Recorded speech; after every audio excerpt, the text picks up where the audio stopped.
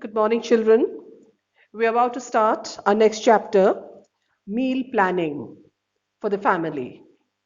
And this is important for you because based on this, you'll be having your practical examinations also in the finals, where you will be making or you'll be told to prepare a plan for a meal, either for a guest, either for children or for elderly people, or if someone is suffering from a very special disease in the family like diabetes, heart problems, etc. Okay, so as we begin this chapter, let us first understand what is meal planning. We can say meal planning is the process of planning and scheduling meals for in general for all the family members. Now this is important because like if you take into account, we generally in a family has 4 meals in a day, and there are certain food we have only for breakfast, certain food with our evening tea, or certain food what we find is that which is meant either for lunch or dinner, that is flexible. So meal planning has to be such where you need to plan and schedule and understand in general as to what are the needs of a family member. Because in different cultures, they eat different things.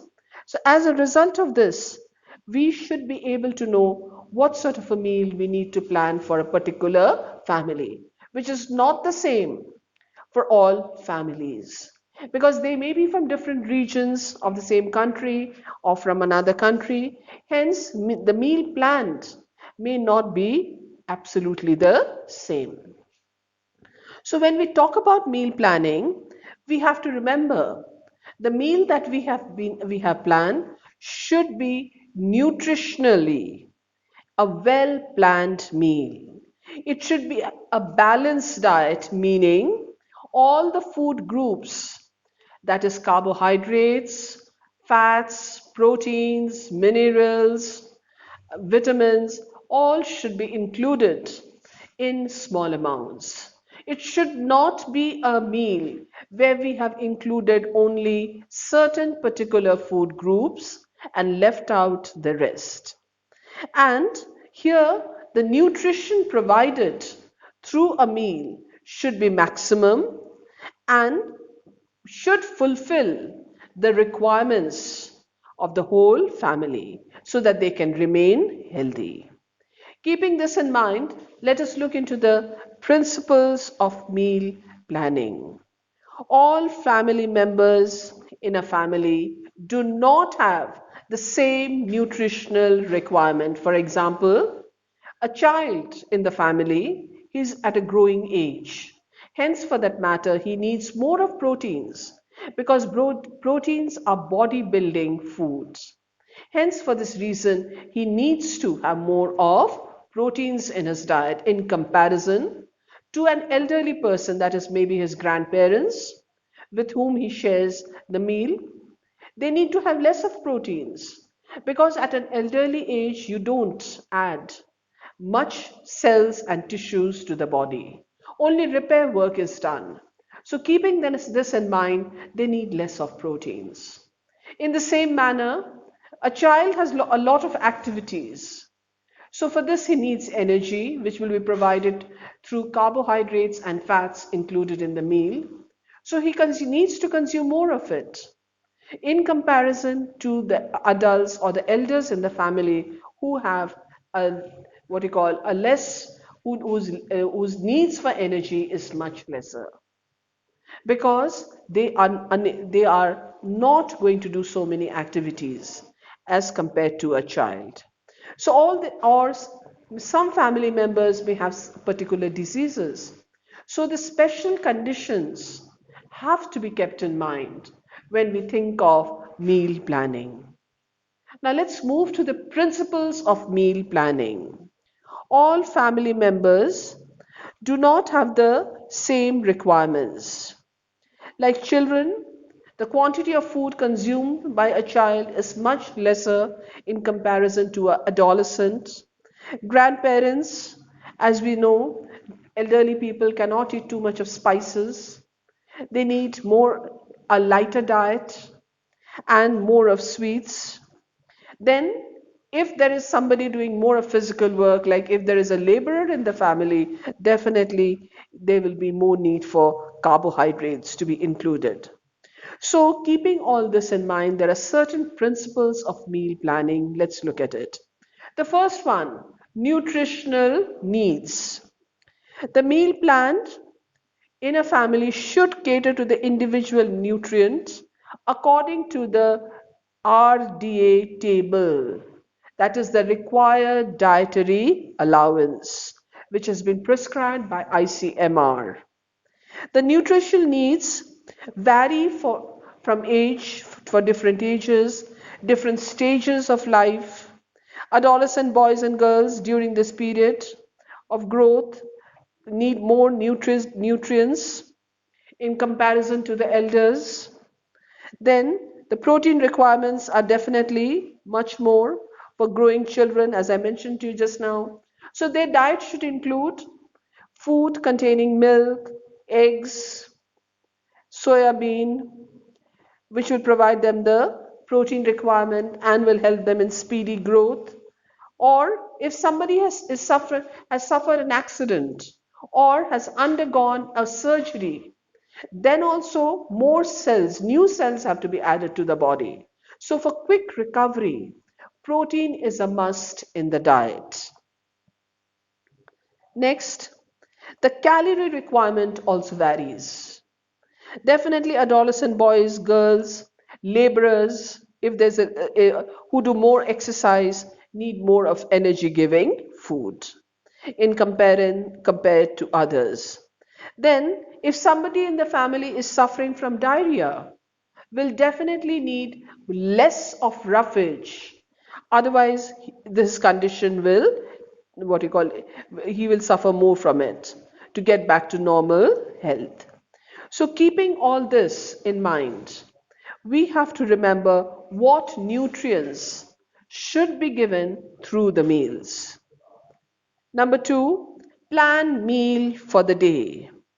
What we find is that when we make a plan for the whole day, that is for the 4 meals, breakfast, lunch, evening tea, a small snack with evening tea, and then dinner, we have to remember what to include in each.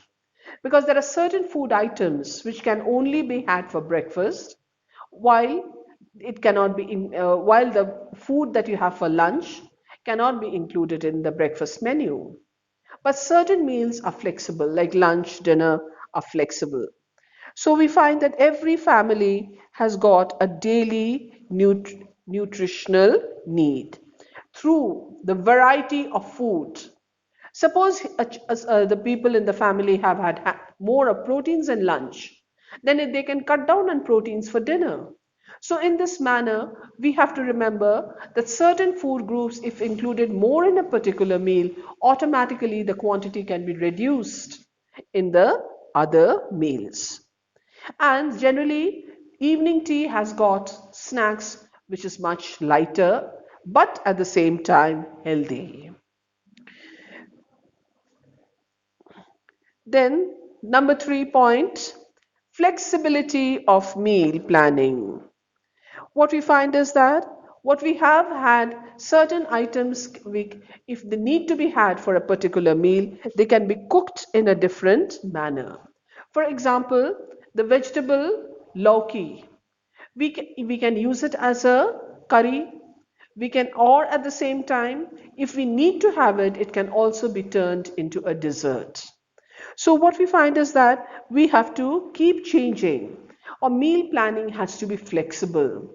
It is not absolutely rigid. We have to remember that vegetables can be changed. The variety of dals can be included. We need not have the same dal every day. Then if dal, we can make certain other thing, what you call certain food items with dal like dhokla, dosa, etc. If we have had them for breakfast or evening snacks, then automatically we need not repeat or having dal again for dinner or lunch. So in this way, the planning of the meal made for the family has to be flexible according to the menu of the day. Next, variety in meal makes meal times a pleasure. Yes, very important. Food is one of the main functions of food is to give satisfaction. So unless we have good food, we do, psychologically it affects us. We don't feel satisfied. So there should be a variety of meals in a day. The same vegetable or the same fruit can be had in different ways. So varieties can be provided by changing the color of the food dishes, helping to make them look attractive, which definitely will help in digestion as the more of digestive juices will be secreted. A little garnishing, presentation definitely affects as to how the meal can be had. Even sick people can be given the same food product but in a lighter manner. For example, dals can be combined with rice to make khichdi if a person is sick. So see, he has had both rice and dal, which he generally has in a normal day. But this time, if since he is sick, it can be made into a simpler form, which will help him in digestion. And at the same time, this combination food will be nutritive for his body. Then the method of cooking can be varied. Like, for example, if you're having potatoes, you can change its form. Sometimes it can be boiled, sometimes it can be fried, sometimes it can be toasted. So in this way, what we find is that this will definitely make it more attractive. The next point is the texture of the food, that is the hardness and softness. When we sit for a meal, we have to remember the texture, that is, if elderly people are there, then food need not be very hard, as it will be difficult for them to eat and digest. But at the same time, there are certain food which needs to be hard or crisp. For example, when we include papad in our diet, in a meal, we will not enjoy soggy papad. We will like to have it when it is crisp. But at the same time, hard rice, we will not enjoy having. It has to be soft. So the texture of the food varies according to the type. And we must remember this, and this is very important, especially if elderly people are at home. Then, foods which has got good taste and flavor will definitely be enjoyed by all the family members. There has to be a flavor and aroma or a nice smell should come from the food when it is cooked. For example, coffee. Many people like coffee because you can know how good a coffee is by the smell itself before even we taste it. So in the same manner, when food is laid out on the table, the smell or the aroma of the food definitely helps in digestion, as the digestive juices, more of digestive juices will be secreted. Then there are certain factors which affect meal planning. The factors which affect meal planning are that a wholesome meal has to be planned within a budget. Every household has a budget, which is very important and has to be taken care of. So we have to include food in it, which needs to contain all the different food groups, but at the same time need not be expensive. Like for example, meat which is expensive can be substituted with soya beans. It will give the same amount of proteins to the body. So it is for the homemaker to decide according to the budget as to what he or she will be included in the meals. But at the same time, the nutritive value cannot be compromised.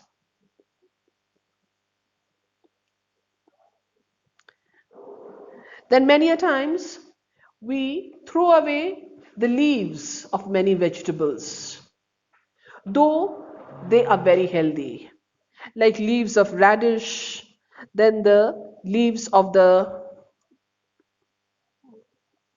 beetroot need not be thrown away. They are of high nutritive value. They contain a lot of iron. Then cheaper foods in preference to the expensive ones like amla, the Indian gooseberry, guava can be utilized in fresh salads as they provide a lot of vitamin C, and it can be replaced with the expensive oranges and musambis. Then try to take into consideration the likes and dislikes of all the family members while planning a meal. That is a very important factor because certain family members will not be willing to have a particular type of vegetable or fruit. So please keep this in mind. And many a times what we do is that, like children, we change the form. Like in case of children, they do not like to drink milk. So we need not give them milk in a glass. We can change the form of the milk. We can make a pudding out of it, a custard, and serve it with fruits. Or we can make ice creams, curds, which definitely will be more tasty and the child will like it. So in this manner, we have changed the form of the milk and retained the nutritional value.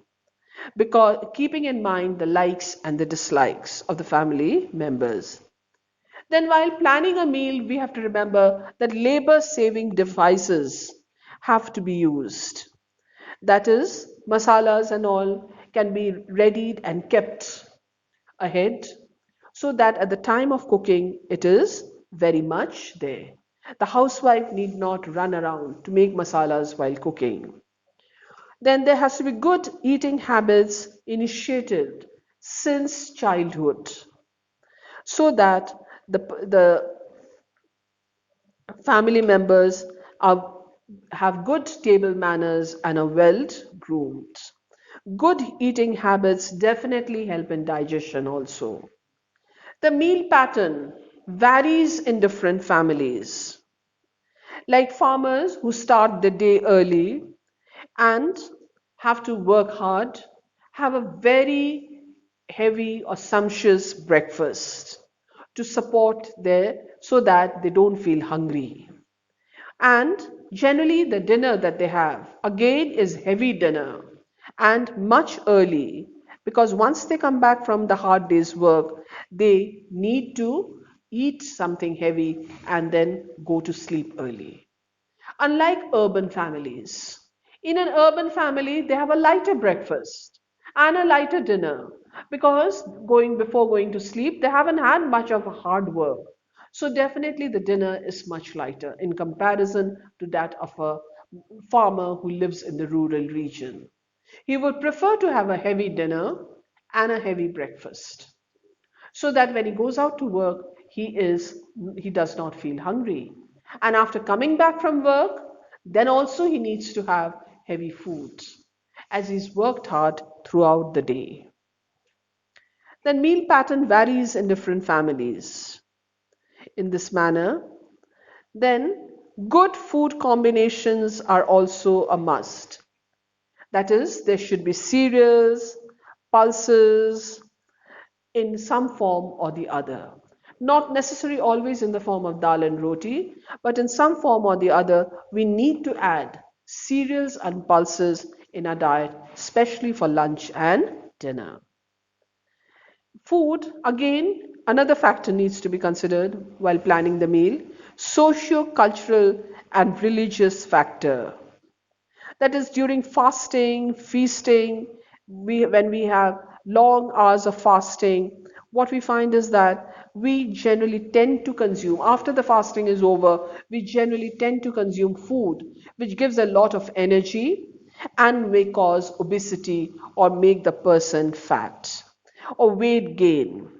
So what we find is that the consumption pattern generally in India during days of fasting results in eating food containing a lot of energy, which may not be good for the body. Then regional factors also have to be kept in mind. Like certain places in India, like in South India, they consume more of coconuts, while people living in the north consume more of dry fruits. So as there is what you call deserts, like Rajasthan and all, where we have a lot of desert, they eat a lot of dals, less of vegetables. So all this will be seen in their meal planning. So the house, what you call the person who plans the meal in these families will definitely keep in mind what is available in that part of the country. So these are the factors which we keep in mind while planning a meal. With this, we finish today's class. In my next class, we will talk about balanced diet and the other part of this chapter. Thank you.